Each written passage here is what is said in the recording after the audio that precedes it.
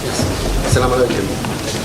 As the subject is on miracles, from previous lectures, I've understood that in Christians, one of the most fundamental issues in believing that Jesus was God is because of the miracles he was creating. And one of the greatest miracles was bringing the dead back to life. We are made to believe that, and we are made to believe the Old Testament also. In that case, what about when Moses threw his staff and he turned into a serpent? Is that a greater miracle, or is bringing a dead man back to life a greater miracle? Yes, the logic is very good, beautiful. You see, Jesus gave life to the dead. The Quran says, Bi-iznillah, by Allah's help. The Bible says the very same thing, that He didn't give life to the dead.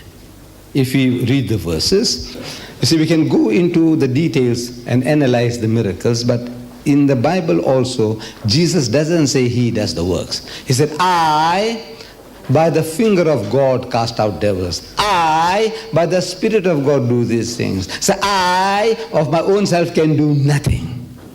Who does it? It is you who does the work. Allah is working through Him. So He disowns giving life to the dead, or any miracle. Everything He says, Allah, you are doing it, you are doing it. It's not me. But the Christians say, He gave life to the dead. They say, all right, for a moment again, we agree with Him.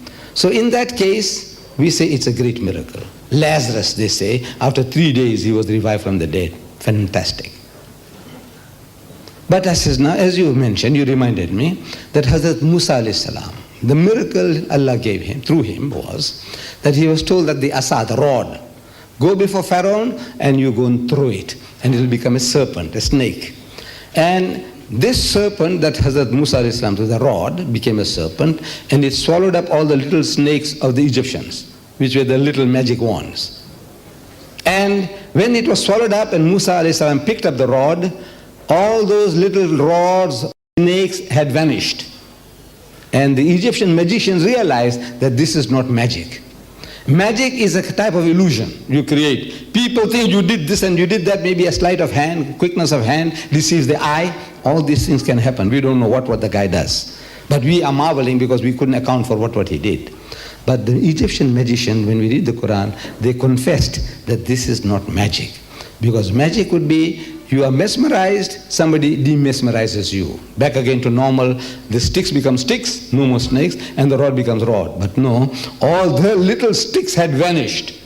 Where did they go? And the rod is still the same. So giving life to the rod, which is an inanimate thing, a dead wood, it's a greater miracle. A dead piece of wood bringing, I said, a man dies, certified dead, to bring him back to life is a miracle.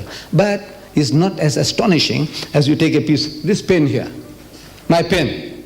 If I can make this into a little snake, that will be greater if genuinely, if I can make this into a snake, and you feel it, and you can feel that, man, this is, you let it go, and somebody else picks it up and he lets it go. He says, no, this is genuine.